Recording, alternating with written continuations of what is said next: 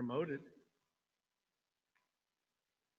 Let's look at the first question. It says, what kind of people was Jesus referring to when he said, inasmuch as you did it unto the least of these my brethren, you did it unto me? This is Matthew chapter 25. And we're mostly familiar with that passage. First, he said that he had done all, these people had done all these things, and they said, when did we do it? And he told them, whenever you did it unto me. And then he talked to those who did not do these things. And beginning in verse 41, he would say to those on his left, depart from me, except accursed ones, into the eternal fire which has been prepared for the devil and his angels. I was hungry, and you gave me nothing to eat. I was thirsty, you gave me nothing to drink. I was a stranger, and you did not invite me in. Naked, and you did not clothe me. Sick and in prison, and you did not visit me. And they themselves also will answer, saying, Lord, when did we see you hungry or thirsty or a stranger or naked or sick or in prison, and did not take care of you? And he will answer, truly I say to you, to the extent that you did not do it to the least of these, you did not do it to me. And these will go into eternal punishment. So what kind of people is he telling them they need to be paying attention to? And this applies to us. Jesus saw people that were suffering. They were in a fruitless, non-satisfaction, no hope situation many times. So they were sick. They were naked, lonely, cold, hungry, imprisoned, broken, weak. So if you didn't take care of these, then you didn't. If you didn't do it to these, you didn't do it to me.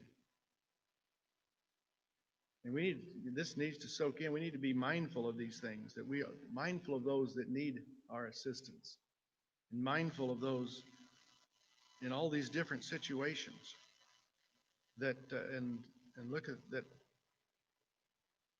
Those who were not mindful of these others, he said they were condemned. It's important that we listen to this message and we apply it in our lives, and that we look for these opportunities. Look for every opportunity that we can to help those.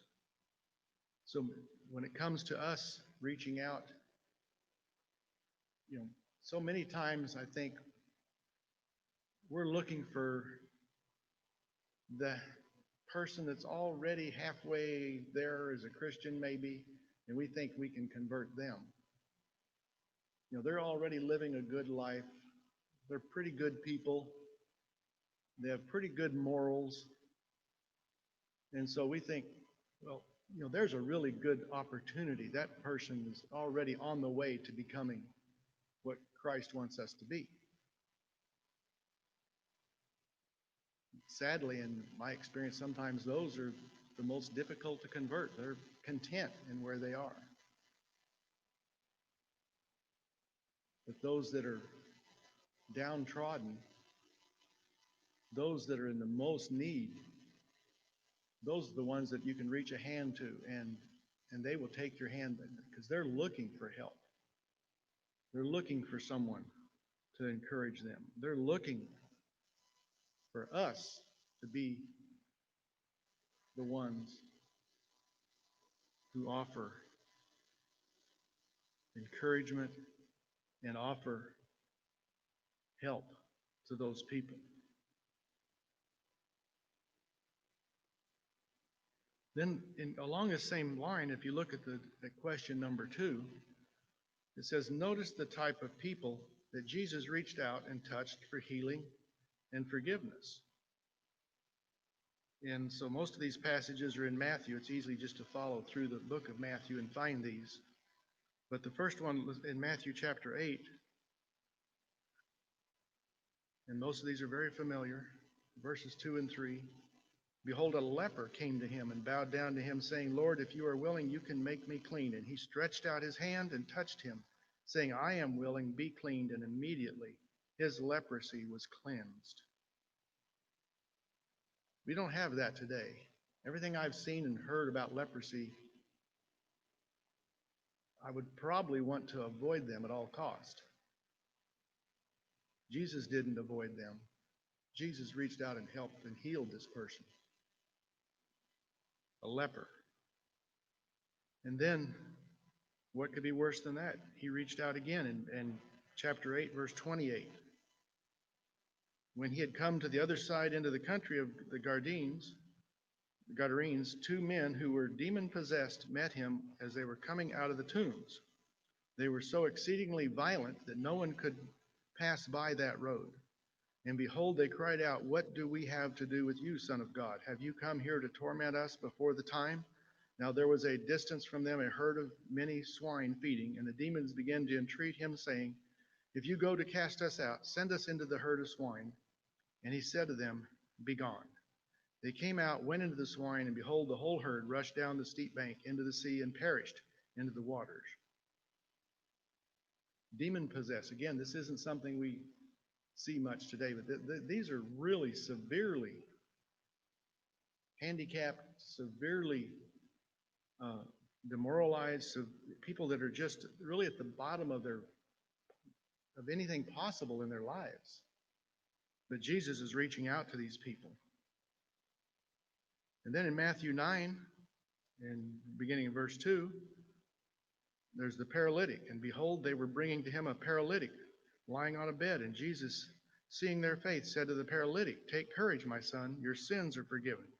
And some of the scribes said to themselves, This fellow blasphemes. And knowing their thoughts, he says, Why are you thinking in your hearts? Which is easier to say, Your sins are forgiven, or rise and walk? In order that you may know that the Son of Man has authority on earth to forgive sins, that he said to the paralytic, Rise, take up your bed, and go home. And he rose and went home. So again, this is a paralytic, someone that would be ignored by most of society. And then in Matthew 9, beginning in verse 20, we have a woman who was suffering.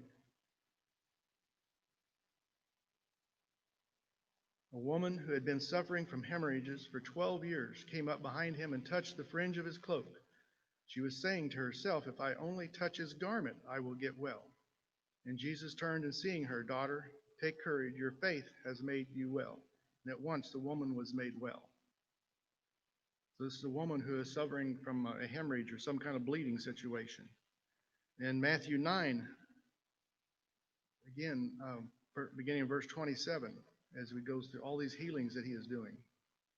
And Jesus passed, and from there 2 blind men followed him, crying out, saying, Have mercy on me, Son of David.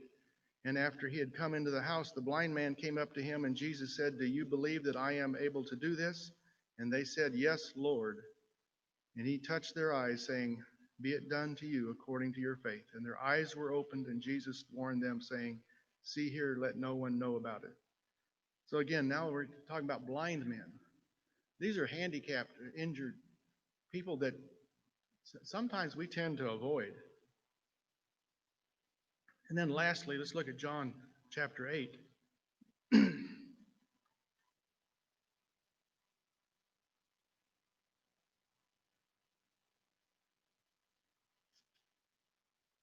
Beginning in verse 1. And Jesus went out to the Mount of Olives, and early in the morning he came again into the temple, and all the people were coming to him, and he sat down and began to teach them. And the scribes and Pharisees brought a woman caught in adultery, and having set her in the midst. And they said to him, This woman has been caught in adultery in the very act. And the law of Moses commanded us to stone such a woman. What then do you say? And they were saying this to test him, in order that they might have grounds for accusing him. But Jesus stooped down and with his fingers wrote on the ground. And we don't know what he wrote. But when they persisted in asking him, he straightway and he said, He who is without sin among you, let him be the first to throw a stone at her. And then we know that he stooped down and wrote some more on the ground. And then they all left. He told her, Woman, where are they? Did they condemn you? He said, No one. So he told her, Neither do I condemn you. Go your way from now on and sin no more. He didn't tell her she hadn't sinned. He told her to sin no more. This is what a wicked, adulterous woman, evidently from multiple times. And again, these are the kind of people that Jesus was around and that he was reaching out to. And um, I think this lesson really starts to hit home with me. I like to help people when I can. If I see an opportunity, I like to believe that I'll reach out and help people and do things for people. But I'm not sure I always see the opportunities or find the opportunities. And maybe I should be looking for more opportunities. This is one way for us to reach out into the people in the world around us, is to find those people that need that hand up, that need that encouraging hand that we can offer. And I know there's many in this congregation that do those kind of things on a regular basis and help and do other things, not only for our own members, but if they find someone in need around us or in the society and world around us, that they're always eager to help. And again, as we go back to the verses we read in Matthew 25, I think when he says, if you don't do these things, you didn't do it to me, kind of really brings it home to how important this part of our life is. Our worship is very important. Getting together like we are here is very important. Partaking the Lord's Supper every Sunday is very, very important. Remembering Jesus. These are all important things.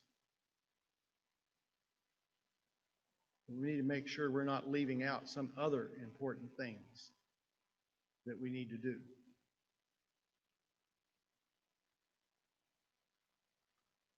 Does anyone have any comments or any thoughts so far on any of this?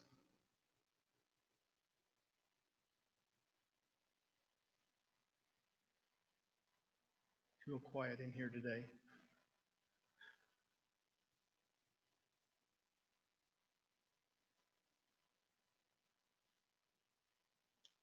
Let's look at the background. Look at the things that Jesus dealt with, the people he dealt with. And as we go on through this study, Wednesday night, Mark's going to be taking this, accepting the unacceptable to a real personal level and applying it to us. But look at Jesus, what he dealt with. Again, like I said, would you have chosen the disciples that he chose? These mere men who had their own difficulties, who had trouble understanding that yes, he was the Messiah, but he didn't come here to set up a kingdom on earth. Took him a long time to get that message. But all the things that he dealt with these people and their lack of faith, I think they tried the patience of Jesus. But he was a patient man, and he continually worked and dealt with them. If we turn over to Matthew chapter 8,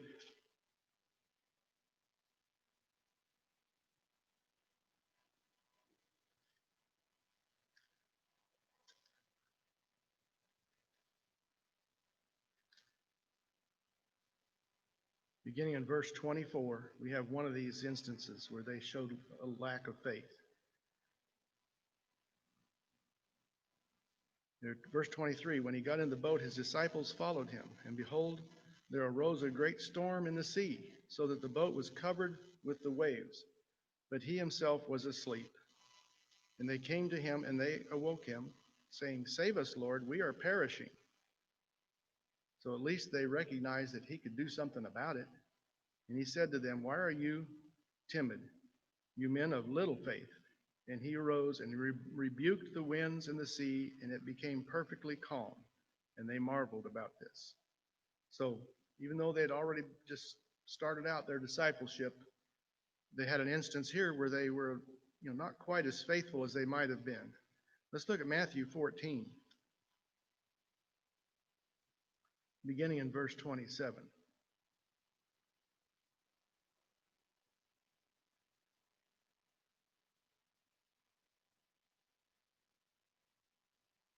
Or really, let's back up. In verse 25, in the fourth watch of the night, he came to them walking on the sea. And when the disciples saw him walking on the sea, they were frightened, saying, "It is a ghost," and they cried out for fear. But immediately Jesus spoke to them, saying, "Take courage, it is I. Do not be afraid." And we know then that Peter said, "If it's you, command me to walk on water." And he did for a little bit. But again, his faith stumbled.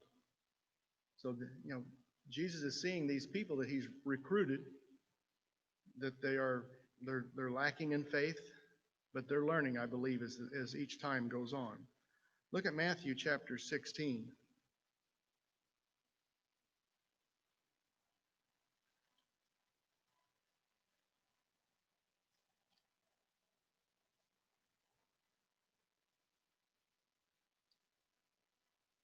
Beginning in verse 21, Jesus here begins to foretell his own death. From that time, Jesus Christ began to show his disciples that he must go to Jerusalem and suffer many things from the elders and chief priests and scribes and be killed and be raised on the third day. And Peter took him aside to rebuke him, saying, "God forbid it, Lord, this shall never happen to you."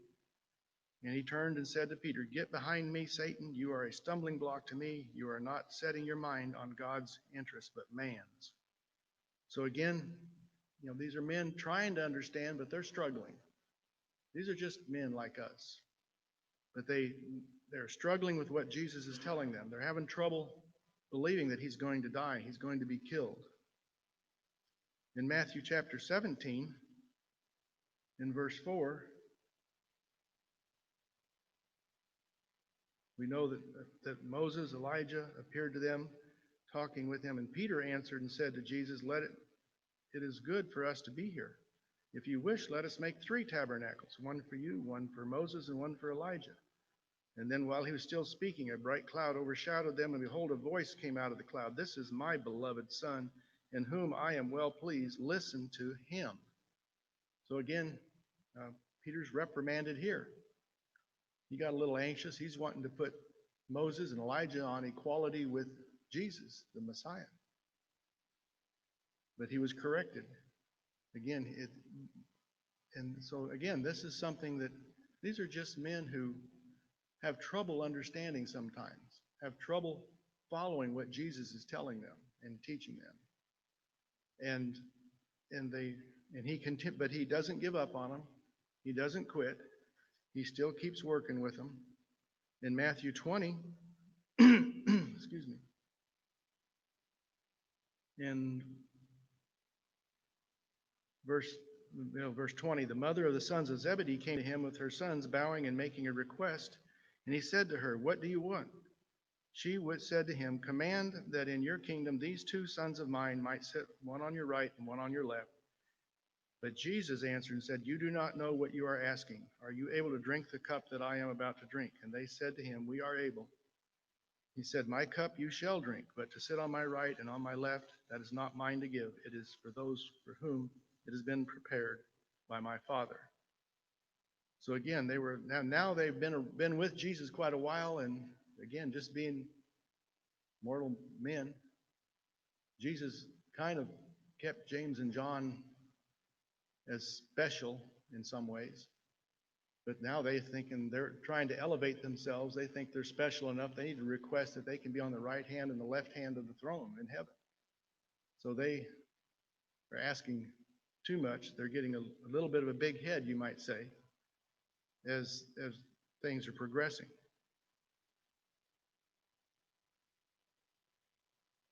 In Matthew 26,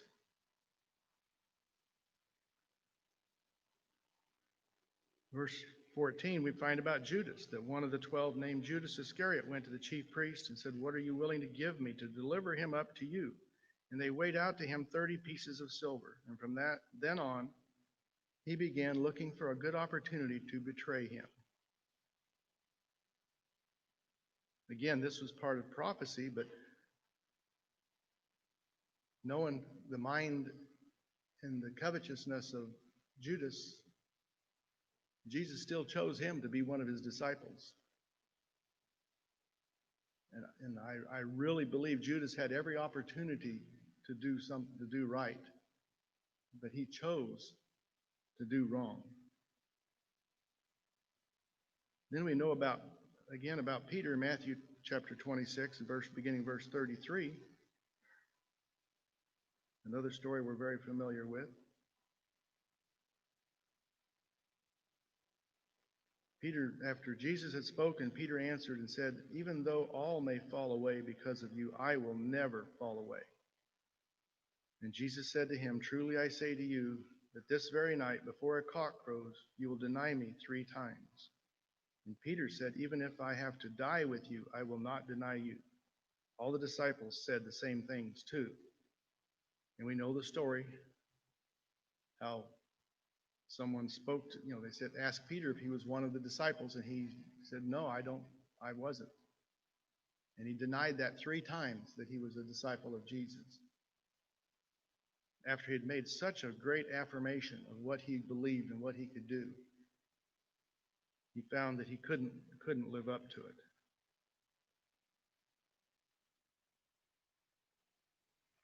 And then finally in Acts chapter 2,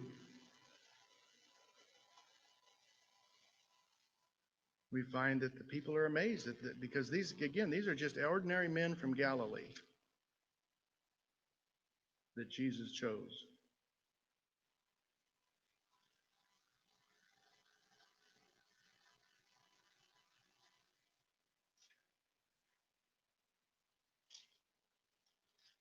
But the people were amazed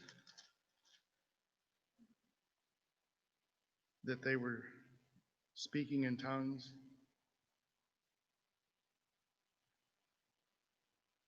Now, beginning in verse 5, there were Jews living in Jerusalem, devout men from every nation under heaven. And when this sound occurred, the multitude came together, and they were bewildered, because they were each one hearing them speak in his own language. And they were amazed and marveled, saying, "Why are not these who are speaking Galileans? These are just ordinary men from Galilee. How could they at all begin to do this?" Of course, now they've received the inspiration of the Holy Spirit.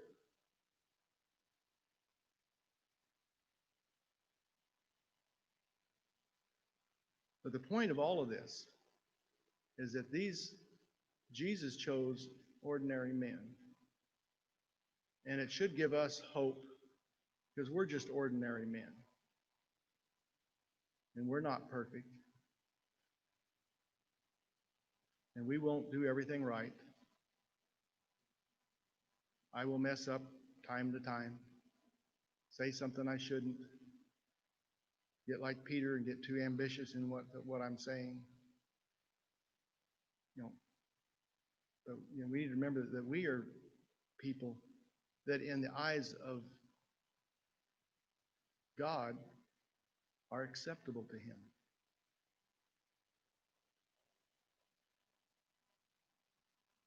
And that's really, when you think about it, and I was reading a book this week that really made this point. People think, when you think about God, all the power and magnificent, everything that goes with God, it's just unimaginable. But we're talking about God as a servant. How, in our mind, in many human minds, that's just something that they have trouble putting together. That a God who is so powerful, who could raise from the dead, would be a giving God, would be a sacrificial God, that he was giving himself for mankind, that he chose. He didn't go choose the leaders of the Jewish leaders of that time. He didn't choose those who were educated, that really knew, they already knew the books of the law and were really well educated in that. He didn't choose those well educated people. He chose everyday, ordinary men to be his disciples. And they proved out through time that they were ordinary, that they were fallible, that they would make mistakes, but he stayed with them. And I think that's what gives us hope, is that, yes, we're ordinary men and women. We are fallible. We make mistakes. But God, Jesus, never gives up on us. He loves us so much and cares for us so much. He wants us to be in his kingdom. And he's going to give us every opportunity. He will forgive us over and over. As he said in the book of Matthew, that when they were asked about forgiveness, he said that we should forgive 70 times 7, which was just a number to show that it was innumerable. But there's no end to forgiveness. And we need to have that same heart as we try to imitate Jesus, of forgiveness, of accepting other people and those that are around us. I had a quote here from Jeff Harwell that I put in this lesson as well. It said, "I must admit, and this would apply to me as well, that as I try to do my part, I tend to get very frustrated with those who I feel are not making the same level of effort. When I consider my crimes against the Lord and the value of his long suffering towards me, I find it a good bit easier to extend long suffering towards my brethren."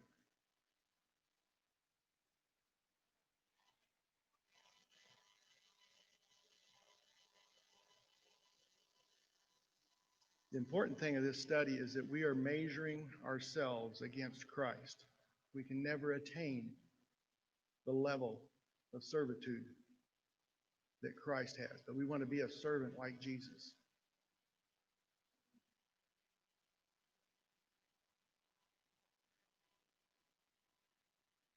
Too many times we measure ourselves against somebody else. That's the easy way to measure yourself. Because usually we can find somebody else that's just not quite measuring up to what I think I do.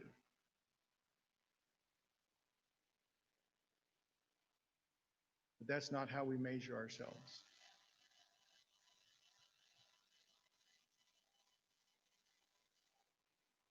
And another Jim McGugan quote at the end of this lesson I thought was of note. It says, "We know that those who are raised in good homes have an advantage. If that's the case, then those raised in bad homes are at a disadvantage." Now, everyone isn't raised in a good home where they're taught the Bible, they have moral attitudes taught to them as they're growing up.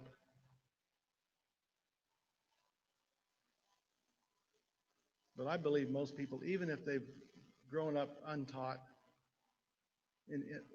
surrounded by immorality, they realize there's something else out there. And that's our job, to fill that void, to try to encourage someone, to look for an opportunity to do good for someone. We're not going to find always the people that he mentioned here. We have sick that we care for, we follow up with, our fellow members, and we have that obligation.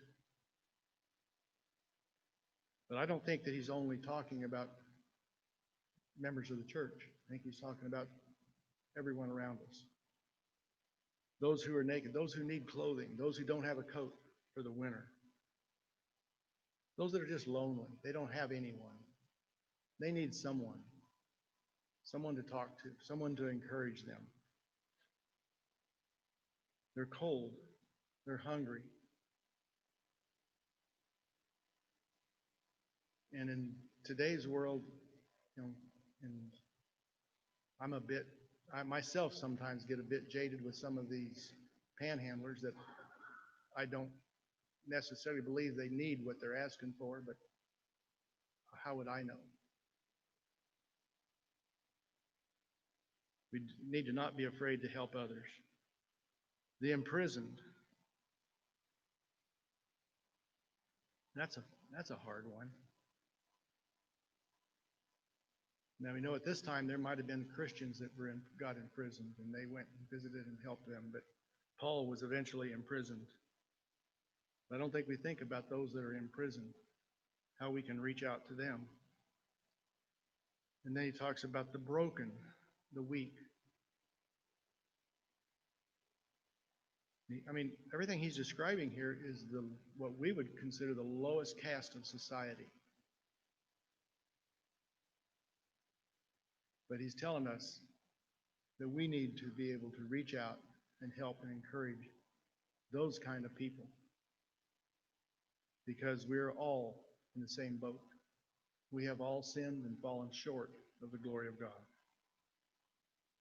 Any other comments at all on this lesson?